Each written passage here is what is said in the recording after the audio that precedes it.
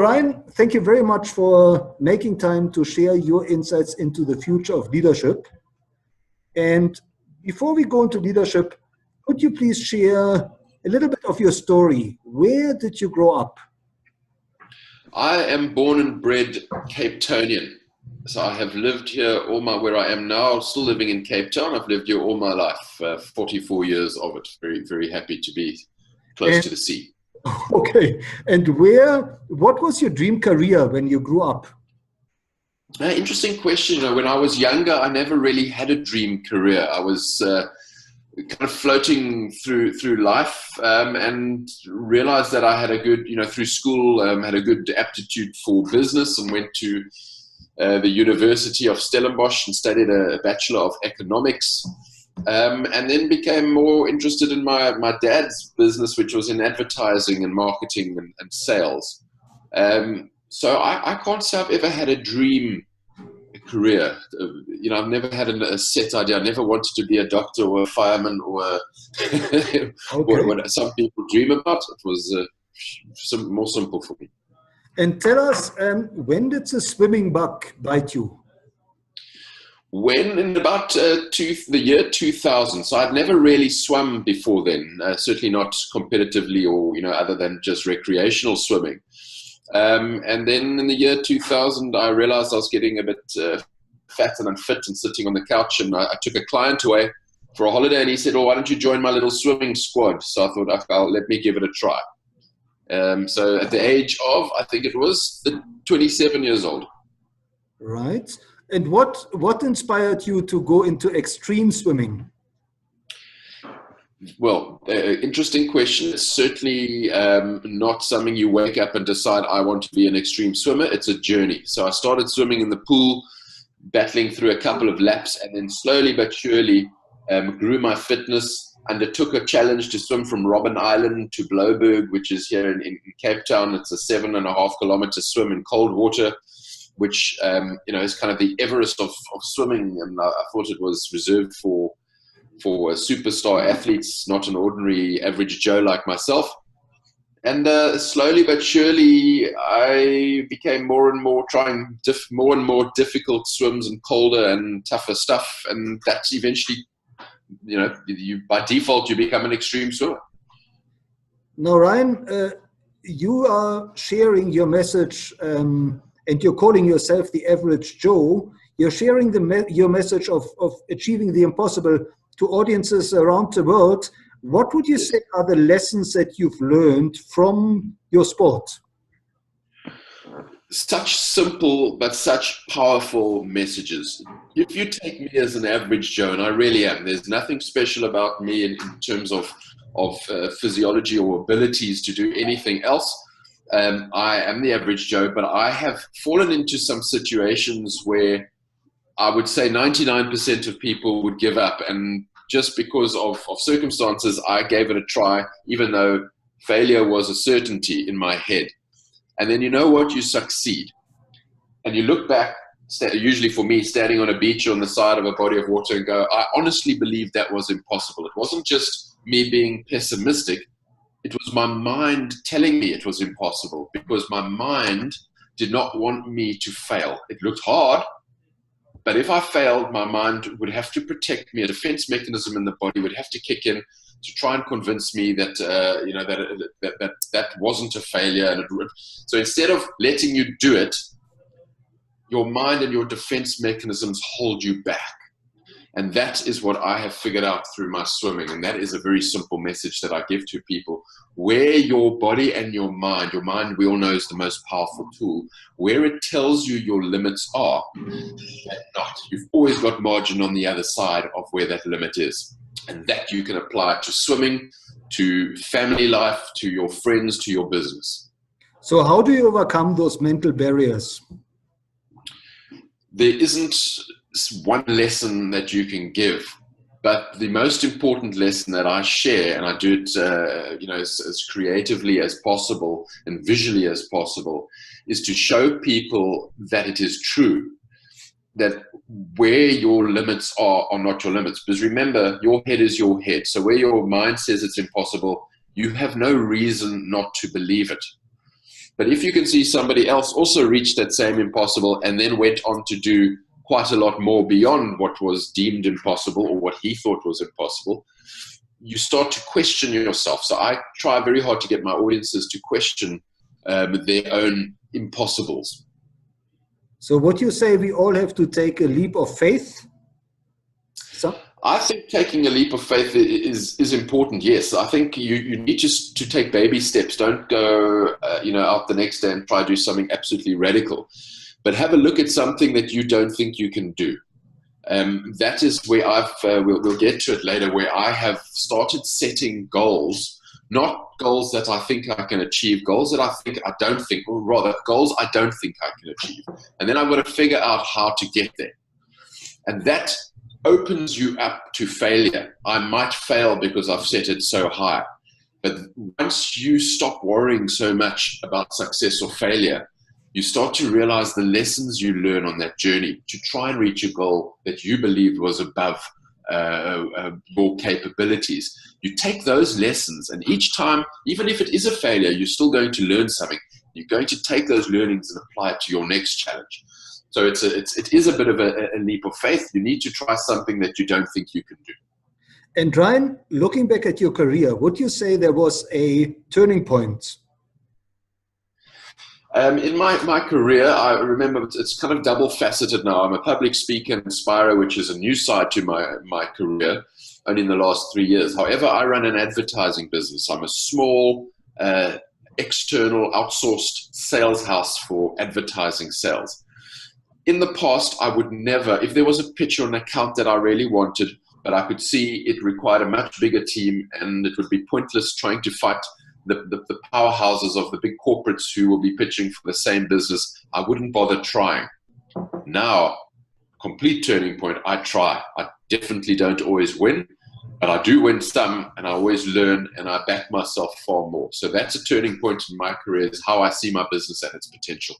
So Ryan, what would you tell to entrepreneurs who are trying to make their mark, to break into an industry, to break through? You have to take risks. Now, if you're an entrepreneur, you don't need me to tell you that. But I would encourage entrepreneurs to take a step back from what they're trying to do on a daily basis. I found a lot that I work with a lot who get so bogged down in what they're trying to do. And they do have goals and they do believe in what they're trying to achieve. But entrepreneurs are faced with unbelievable challenges and hurdles and red tape and stuff. And it can get very, very... it can become a negative environment, and I encourage the guys to step back and actually look at it from the outside a little bit. Look at all those hurdles, all those mountains that they have to climb to reach the launch of their product or their service or their business, and try and strategize from the outside, or re-strategize from the outside again. That's the best advice I can give. Okay. Now, what would you say is driving you today? What is driving me? Sure, there's a lot of things that drive me. Firstly, my family, my son is something that's so important to me, and I want him to be proud, and I want to provide nicely for him.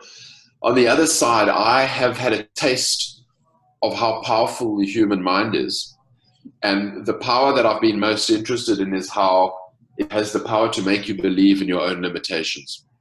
Right. And that's an evolutionary fact. That's how it is, and that's for the survival of the human species. But it's not so great for people trying to take a chance and reach difficult goals.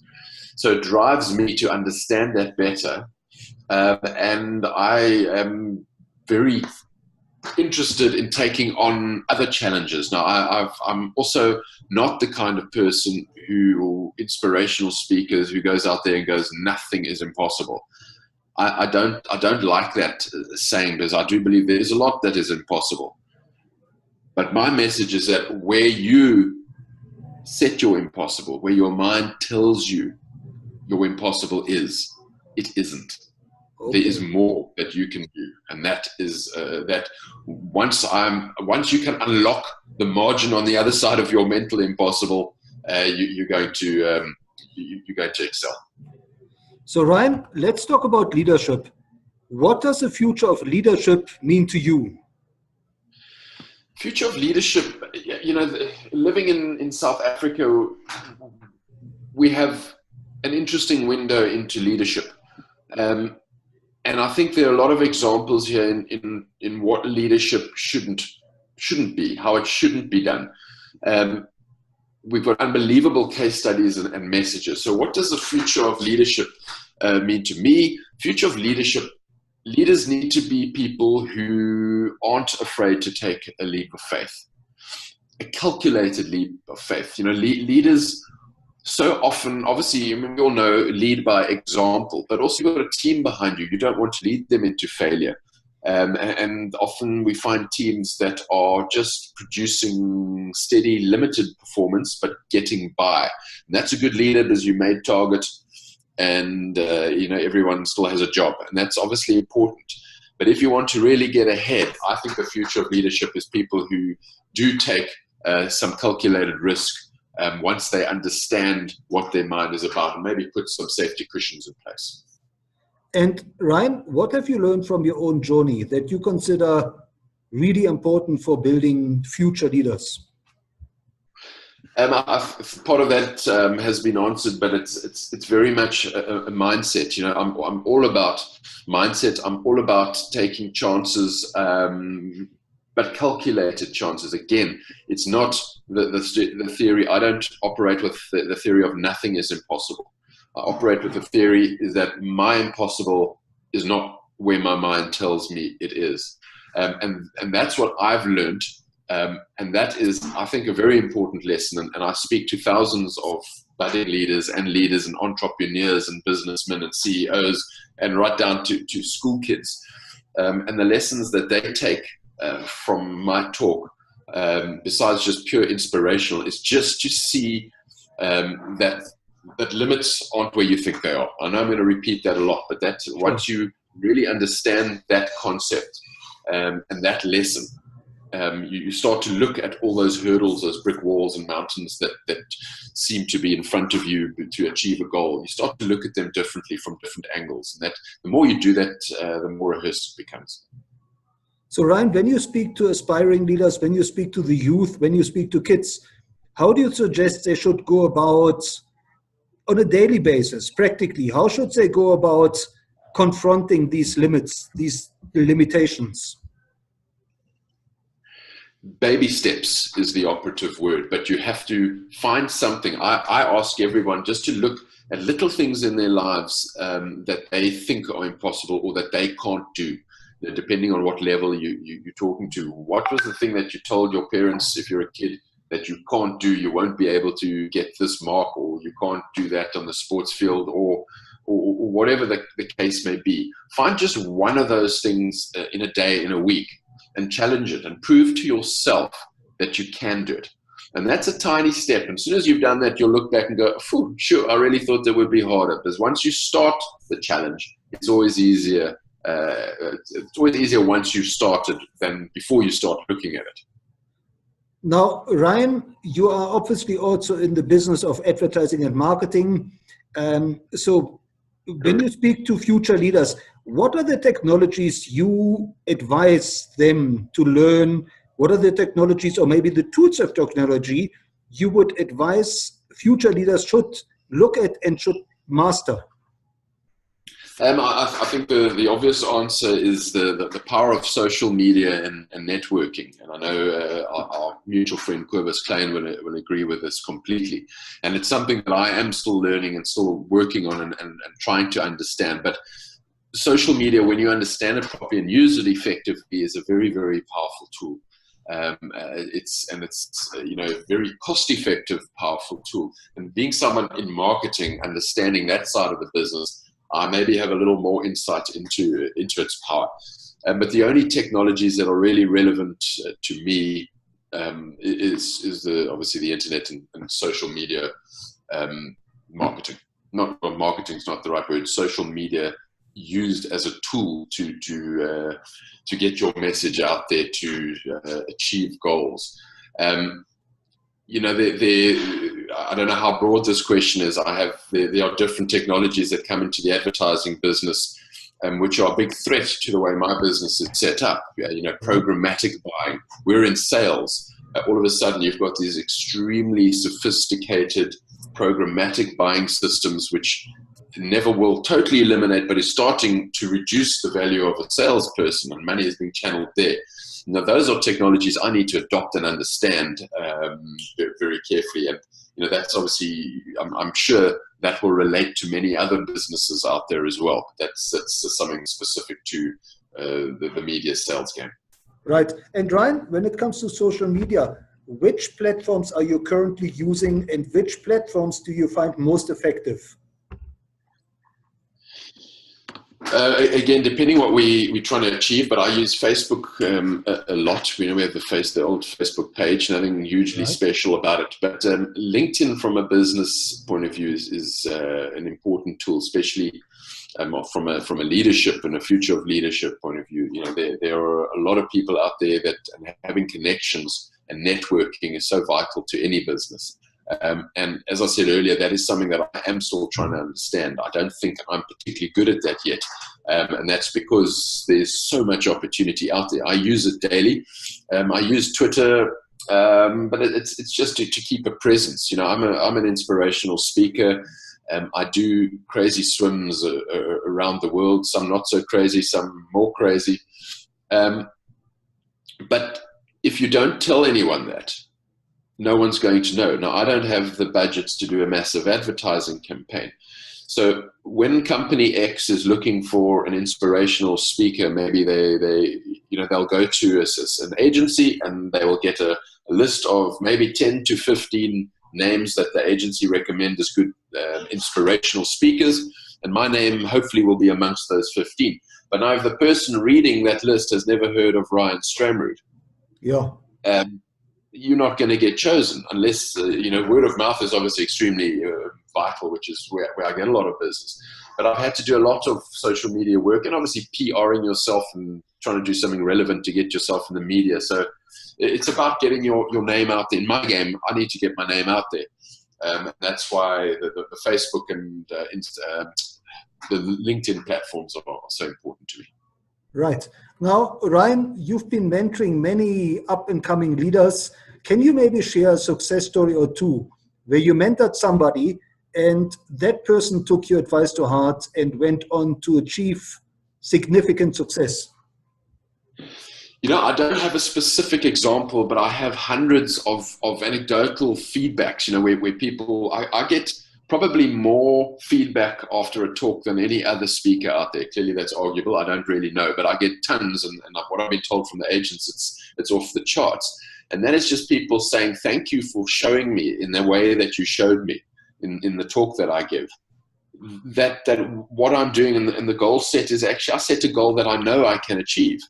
And that's not good enough. You've got to set a goal slightly higher and you've got to figure out how to achieve it. But your starting point needs to have some questions. So I get a lot of feedback in help, and I've helped a lot of people succeed in taking the next step in looking at their businesses differently.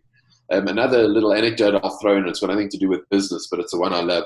A lady came up to me the other day after a talk and said, you know what, you've totally inspired me. And I presumed she was going to talk about business, but I could see she was pregnant. And she said, she has long since decided that she's going to have a cesarean birth of her baby. Right. And during my talk, she looked at why she chose that route, because she's scared of the pain and of natural birth. And she, in my talk, decided she's going to have natural birth, which she went off and did about 2 or 3 months later and gave me that feedback, which I thought was quite unique. Wow. That's definitely inspiring.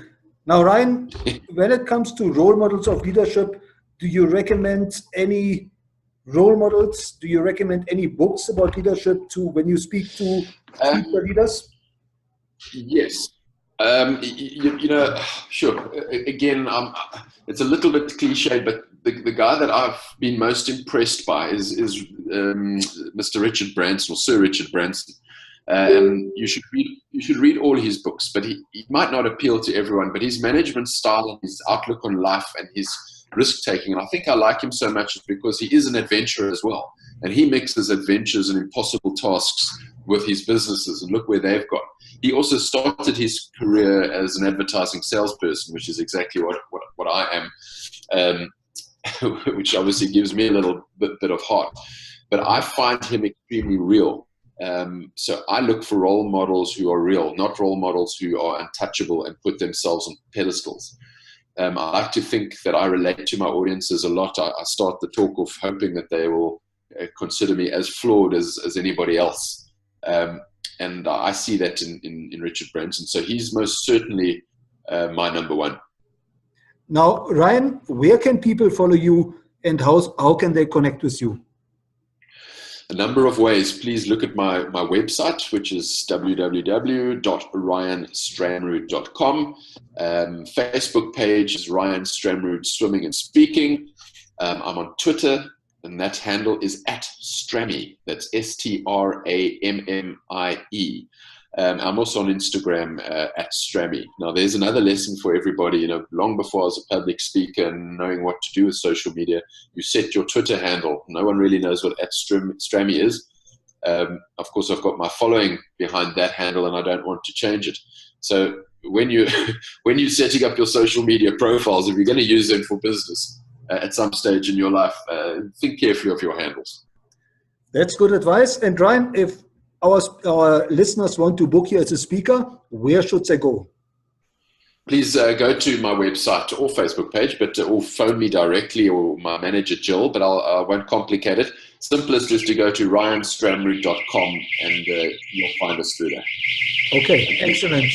Now, Ryan, last but not least, is there one piece of advice that you would really like to give to future leaders, something they should implement in their daily lives, maybe? Again, I'll repeat myself. Just the advice is to take a step back sometimes and have a look at the goals set, at your methodologies, at the people that you are leading. What is their belief structure? When I say belief structure, where are their limits? I would suggest a weekly or a monthly sit down with the team just to talk about limits and goals. And not where you set your goals, but why you set your goals there. And do you believe that they are achievable? And I'll give if I've got 5 seconds, I'll give an example. You know, there's a very, very difficult swim that I'm hoping to attempt one day in Cape Town. And it's only, 25 people have tried it and only 5 have ever succeeded. Now, the one way from one side to the other, I decided that I wanted to try that. And it's certainly rated as one of the toughest swims in the world. But once I'd set that goal, I took a step back and said, you know what? I've already done a swim that's equal distance. Yes, it wasn't in those rough waters and dangerous waters. But I know with the right training, I can get from this side to that side. And if all the stars align and nothing goes wrong during the swim. What I don't know is when I get to the other side, can I turn around and try and swim back? In other words, do a double crossing. Now, that in swimming terms would be one of the most extreme swims of all time. I have no idea if I can do it, but I'm on a 2-year process to try and figure out how to get it right. And that includes things like raising the money, doing research on shark activities and currents and weather and wind and all those kind of things. So it's setting goals, and are your goals unrealistic? I almost want to coin a phrase right now and say set unrealistic goals. But that might be a little bit irresponsible. I need to clarify the unrealistic. Just don't set them where you know you can achieve them. So Ryan, where exactly is that route? You said from one point to the other at swim. Yes. You're going to push me to divulge swim. You can't hold me to it. I don't ever want to be the person who talks about doing something and then doesn't actually do it. And a lot of stars have to align. But here in Cape Town, there's a body of water called False Bay. I'm sure you know it. It's yes. Synonymous with one of the most dangerous, most dangerous waters, breeding grounds of the great white shark. Yeah. And I would like to swim one way across it, and eventually one day I would like to attempt a double if my health and my body and my training allows. And that would mean approximately 30 hours of swimming, which means I'll be unprotected at night in the middle of the most deadly body of water. Now, I've done the home, not a cowboy, I've done the homework. I don't think I'll have any problem with the sharks. But what that swim will definitely do, it will bring me down to an absolute core base of exhaustion, of cold, of discomfort. And then the big unknown to me is, can I then handle the mental stress that's going to come with that swim, knowing what's swimming beneath me and knowing that I'm swimming at night in the pitch dark, which is an absolute no-no. So you're adding psychology with extreme fatigue, and I don't know if I can do it. Well, Ryan, best of luck. And thank you so much for inspiring us. In fact, thank you so much for leading by example and building the future. And I guess such a pleasure. And I really think, Ryan, what you're doing, you're building the future one person at a time. I wish you the very best of luck. You are a blessing, and thank you so much. Dr. Nick, thank you so much for your interest, and I'm glad you enjoyed my talk at the conference, and thank you for the interview. Really appreciate it.